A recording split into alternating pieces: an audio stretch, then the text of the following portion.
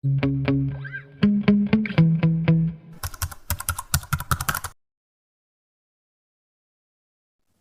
to the financestory.com, and I'm your host, Vishal Krishna. Today we have an author. Our esteemed guest is also an IAS officer, former IAS officer. He has a wonderful resume and he's an inspiration to many of us. I'm talking to none other than Subhash Chandra Garg, the former Finance and Economic Affairs Secretary, Government of India. He has a BCom and LLB from the University of Rajasthan. He's also a cost accountant and company secretary. He topped those exams. He topped the intermediate exams of cost accounting and company secretary too. In this podcast, he also shares how company secretary and cost accountants can look at a career in the government of India. Subhash has also written a book called The $10 Trillion Dream, State of the Indian Economy and the Policy Reforms Agenda, published by Penguin. Sir, happy to have you. Thank you so much. Thank you, Vishal. Sir, I'll tell you, such an illustrious career. You've handled investment, expenditure, road transport. You've been the MD of several public sector companies. How did life begin for you as a youngster? Who inspired you to do all this? Let me tell you straight away that I don't think I am smart in the conventional sense, but I am a very sincere, hardworking person. And there may be some good talent which I might have sort of inherited from my parents. So a combination of talent and hard work possibly is what explains. Anjali, can you take this? So that is what probably I had a difficult childhood, I must say. I wasn't born with silver spoon in my mouth, that kind of thing, struggling sort of childhood with five other siblings kind of thing. But that gave an excellent sort of start in the sense that one learned to be very self-reliant. One learned to find the ways, innovate, to find solutions, work harder to achieve the goals. I was a voracious reader right from my very early childhood. That might again be genetic or whatever, and that made me get a lot of inspiration that something worthwhile, something very credible should be done. And by the time I came in the class 10th or so, secondary school, it wasn't scripted in a way, it was not known. But in the class 10th in Ajmer, where I used to study in a government school, I happened to come third in the entire state of Rajasthan. And that was a revelation for the school, for the city. It became a talk of town that somebody can do this. That was the first time from that school somebody got a merit. So that made me probably realize that there is some talent which can be nurtured, and made me. We used to live around that time in a government colony, which was adjacent to the residence of the district collector and the district magistrate Ajmer. The two were adjacent to each other. And I used to pass through. The collector's residence was in the land which was equal to the 200 houses of the colony in which we were living. So that seemed to appear like somebody big. And so all these things, you read a lot, you see where the country is heading, what is happening, what is important, what attracts public attention. A district magistrate living next door, so to say, you have the luxury of that inspiration. So that made me decide that Indian administrative service is a worthwhile career. And rather than wasting or losing your focus and attention and energy into many others, I decided to go for the IAS as my preferred choice. But again, being little rational and also a pragmatist, so to say, one had to answer that question that when you appear for IAS, lakhs of others also do it. And the number of seats available are very small. 100, 120, 150 is what you get. So even if you work hard, there are many others also who are equally talented. They may work hard, and you may not really get it. So then you should have a fallback option, right? And that is what made me decide to go for the cost accountancy as an alternative career in case I don't make it. I could have gone for chartered accountancy, but in those days, you have to go to a CA, you have to pay some fees rather than getting something as a stipend. Those were the days. In Ajmer, you have to pay to get the seat with the chartered accountant. And I wasn't in a position to pay. Father used to work with the Post and Telegraph Department as a telegraphist, not a very well-paid job, so to say. He also did not like his job because it was very repetitive kind of thing, not a drudgery, not. Mentally, he was much more evolved, so to say, a man of principles as well. But this conflict between having a better mental sort of makeup and abilities and doing a drudgery kind of a job made him actually, if I can share with you, so he fell into depression when I was only 10, 11 years of age. Sorry to hear that. I mean, that must have hurt you a lot.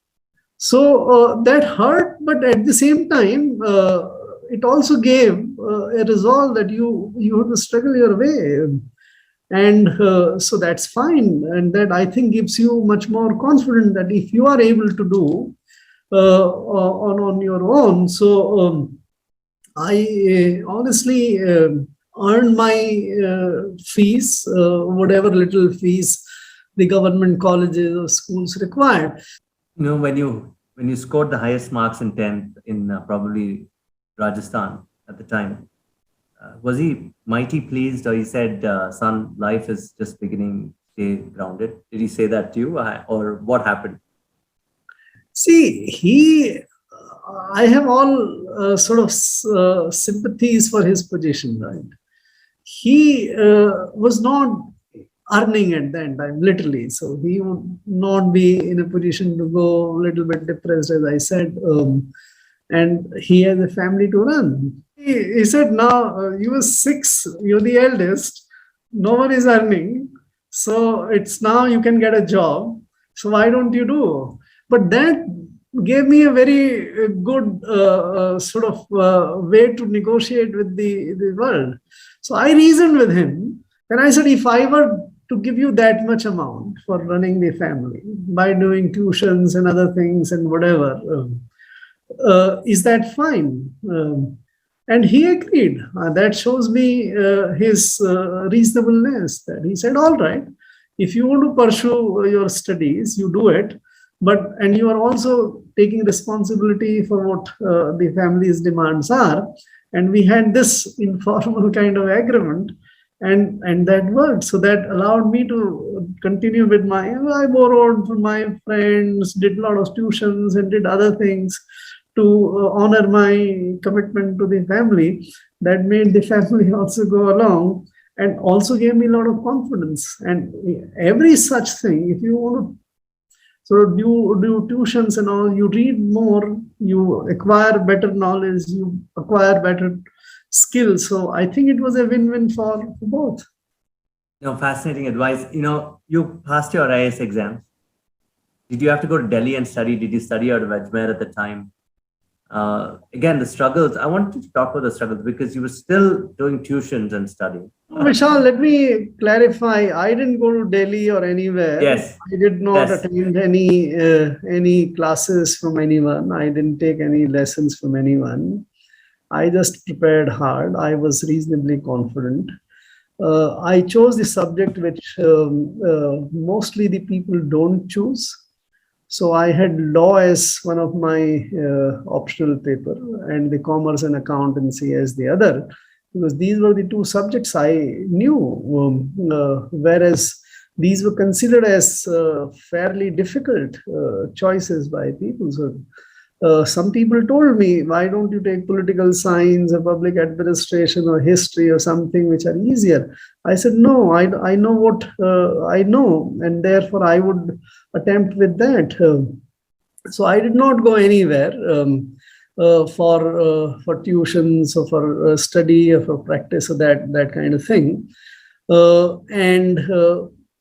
As it happened, I got through in the first attempt, and I was fourth in the country in the merit list. Coming out of Ajmer, back then when you look at IAS officers, you thought about high quality, English speaking, elite. I'm just talking about India then. And how did you manage coming to Ajmer that I had to know this piece called English also? Did you have trouble in the interviews at least?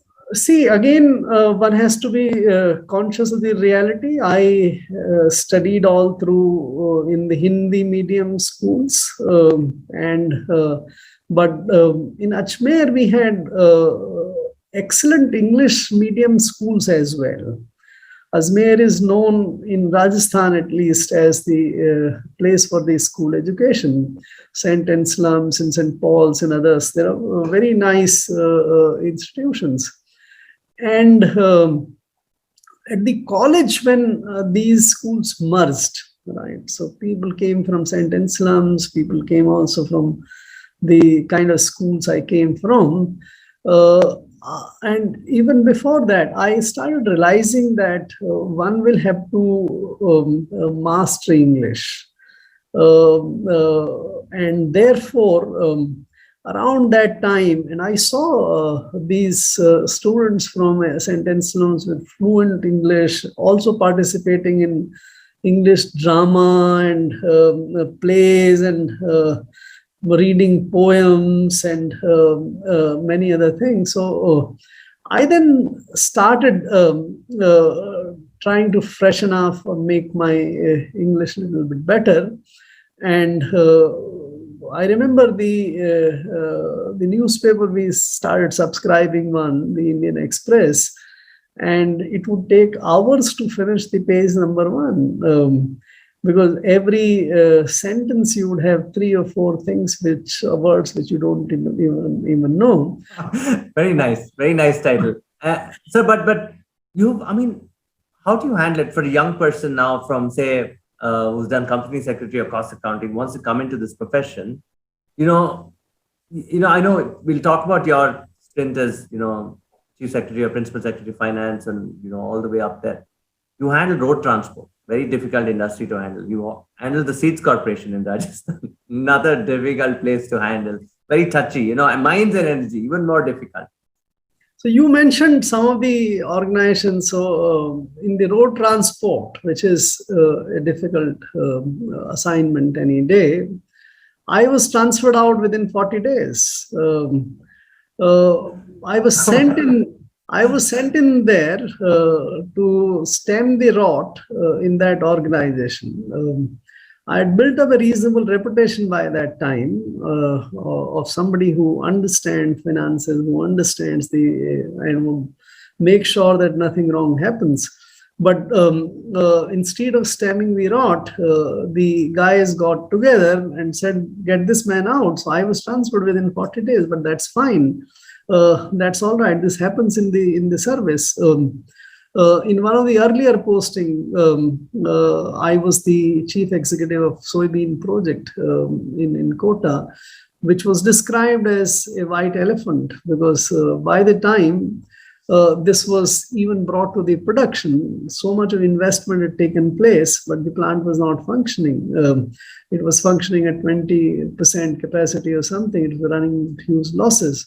But we could make the plant profitable within the space of 1 year and improved the capacity utilization to something like 125% or 30%.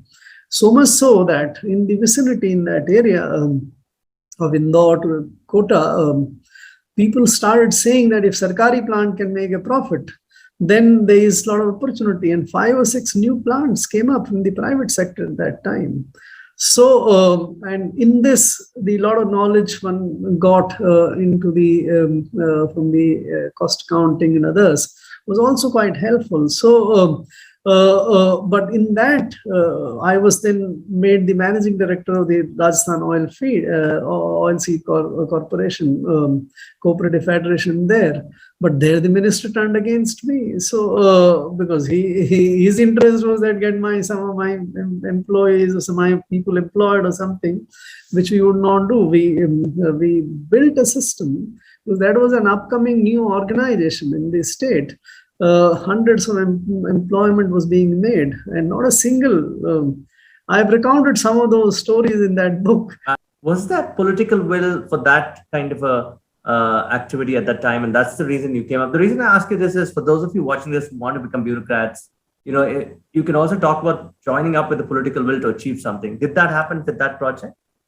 See, in the real world, the public interest and the political interest may sometimes coincide. Those are the easy things where the political interest as well as the public interest coincide. And for that, they would need competent people to work, right? But there may be also a lot of situations where the public interest and the political interest may not coincide, right? In those create problems for the officers, right, who want to stay the course and do the public interest rather than political interest. But here also, in my experience, there have been a lot of places where the senior politicians decided to sort of put aside the political interest, and something more grievous, something more problematic from the public interest point of view is what they wanted to be served. So there are political situations and politicians like that as well. The worst situation is when the politician decides that the political interest is supreme and the public interest may or may not be served, and he doesn't care about the public interest. That is where the conflict happens. So I have handled all the kind of situations. The result is very clear. When in the situation one, when the political as well as the public interest coincide, there is a very nice, smooth working. You can give very outstanding results if you are focused and if you are innovative enough to deliver.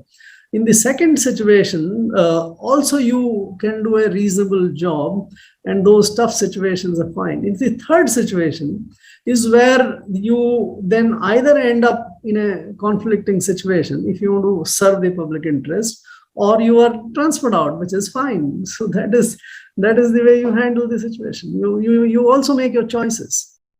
How did that happen in government? Because the government absolutely must have noticed your talent, because you went off and became Economic Affairs Secretary. You also became Finance Secretary of India. How did that happen? Because it's a very coveted position, right? How did that rise happen for you? Obviously, there are no exams this time, right? Did you write any papers? Because I also know you were in deputation to teach somewhere. I think it was, if I'm correct, was it at the National Institute of Public Finance and Policy also? Was it there? Right? See, you were there for a while. It again is quirk of circumstances many times. What you want to do, you may not get the opportunity to do. So in my first part of the career, about 15, 16 years, largely spent in Rajasthan, I hardly got to do anything in finance. I remember writing to the finance secretary way back in 1987 when I got my senior scales, 4 years of service. That the government may like to consider me to be posted in finance department as deputy secretary. Though deputy secretaries posts are not considered very good because there is no creature comfort. You go to secretariat, there is no car or anything. You don't get the house is like a district magistrate or something. So, but despite that, I was prepared to go and work in finance because of my interest in finance, right? The personnel secretary, who happened to be my supervising collector in training, thought I was stupid. I was asking for a post which no one wants to, and there are other positions like additional district magistrate and something with lots of other fun as well as the challenge and the creature comfort and all. So despite my pleading, he posted me elsewhere and not in the finance. So it so happened that in first 16, 17 years, I hardly got to do any finance. So I did some sidey financial posting.